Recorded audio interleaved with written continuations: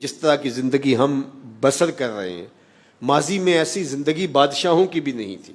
میں نے قوم عاد کی بستیاں دیکھی ہیں، قوم سمود کی بستیاں میں نے دیکھی ہیں، اصحاب رس اور شہر مدین کا علاقہ میں نے ایک زمانے میں دیکھا ہے، اور ان کے بڑے بڑے لوگوں کے گھر دیکھے جو پہاڑوں کو کھود کے انہوں نے بنائے تھے۔ تو میں وہاں بھی ان دوستوں سے جو میرے ساتھ تھے میں نے کہا کہ آج ہمارا جو رہائشی سٹائل ہے وہ ان سے بہتر ہے۔ وہ پہاڑوں کے اندر ہی تھوڑا سا ایک بیڈ نما چیز بنا لی، اور یہ اس زمانے کی ان کی عالی نسب رہائشیں تھیں۔ آج کے کھانے پینے، آج کی سواریاں، اور آج جو ہے وہ لوگوں کا آنا جانا اور زندگی کی عیش، لیکن سویر سے لے کر شام تک اللہ کی ناشکری زبان کے اوپر ہے۔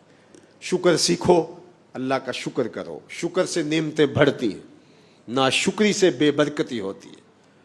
ناشکری سے رزق چھین بھی لیا جاتا ہے اور بے برکتی بھی ہوتی ہے۔ رزق ہونے کے باوجود بھی برکت نہیں ہوتی۔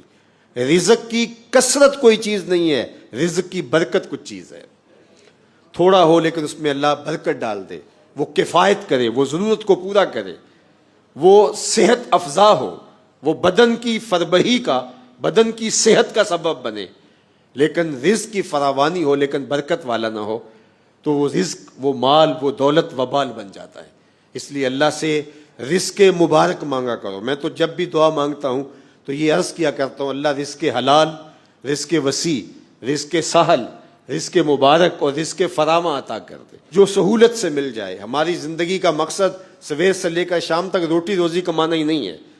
زندگی کے مختلف حصے ہیں، ہم نے اللہ کو راضی کرنا پہلی ترجیح ہے، اس کے حکام کے مطابق زندگی گزارنی ہے، یہ ہماری ترجیح ہے۔ اس کے پیارے محبوب علیہ السلام کی اطاعت کے دائرے میں رہنا ہے، ہم نے رشتوں کا خیال کرنا ہے، ہم نے لوگوں کی ضرورتوں کی تکمیل کے لیے کوشش کرنی ہے، ہم نے اپنے نفس کا حق دینا ہے، پھر ہم نے اپنی ضرورت جو جڑی ہوئی ہے ہمارے ساتھ، پیٹ کی ضرورت ہے، اس کو پورا کرنے کے لیے کچھ مزدوری بھی کرنی ہے، کچھ کام بھی کرنا ہے۔ وہ کوئی دفتر کی مزدوری ہو، وہ آپ دکان پہ مزدوری کر رہے ہو، کاشتکاری کر رہے ہو، تجارت کر رہے ہو، جو بھی کر رہے ہو، جو آپ کو میسر وسائل ہیں اس کے مطابق۔ لیکن ہم پیدا اس لیے نہیں ہوئے کہ ہم جو ہے وہ پیسے ہی کمانے کی مشین ہو۔ آج ہمارا مسئلہ ہو گیا سویر سے لے کر شام تک یہی کام ہے، اور لوگوں نے اپنی زندگیاں لگا دی ہیں پیسے کمانے ہیں۔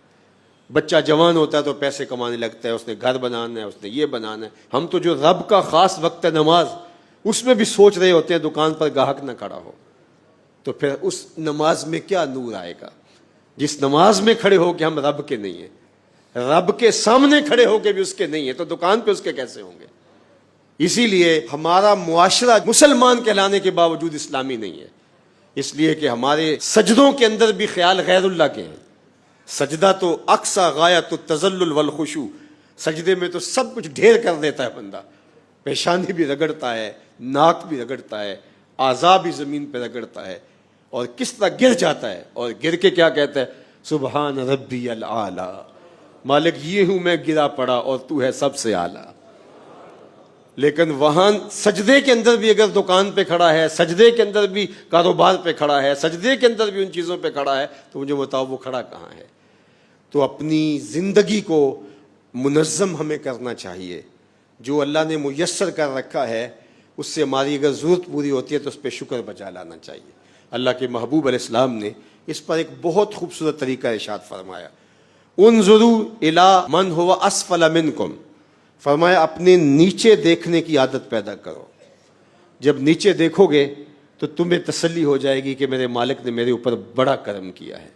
اوپر دیکھنے لگ جاؤ گے، 2 کنال کے بنگلے میں بھی رہتے ہو تو آپ کو تنگ تنگ لگے گا، لیکن ہم دنیا میں اوپر دیکھتے ہیں اور دین میں نیچے دیکھتے ہیں۔ حالانکہ فرمایا گیا کہ دنیا میں اپنے نیچے دیکھو اور دین میں اپنے اوپر دیکھو۔ میں تو صرف 5 نمازیں پڑھتا ہوں یار، فلاں شخص تو تہجد بھی پڑھتا ہے، مجھے تو صرف اتنا نصیب ہے اور اس کے اعمال تو یہ ہیں، لیکن وہاں ہمارا انداز نظر کیا ہے؟ فلاں بخشا گیا تو ہم بھی بخشے جائیں گے۔ اچھا اگر وہ نہ بخشا گیا تو ہم نے اپنی بخشش کو اس سے جوڑ دیا۔ تو یہ ہمارا طرز زندگی ہے، ہم اوپر دیکھتے ہیں دنیا میں اور نیچے دیکھتے ہیں دین میں۔ ہمیں اوپر دیکھنا ہوگا دین میں اور نیچے دیکھنا ہوگا دنیا میں۔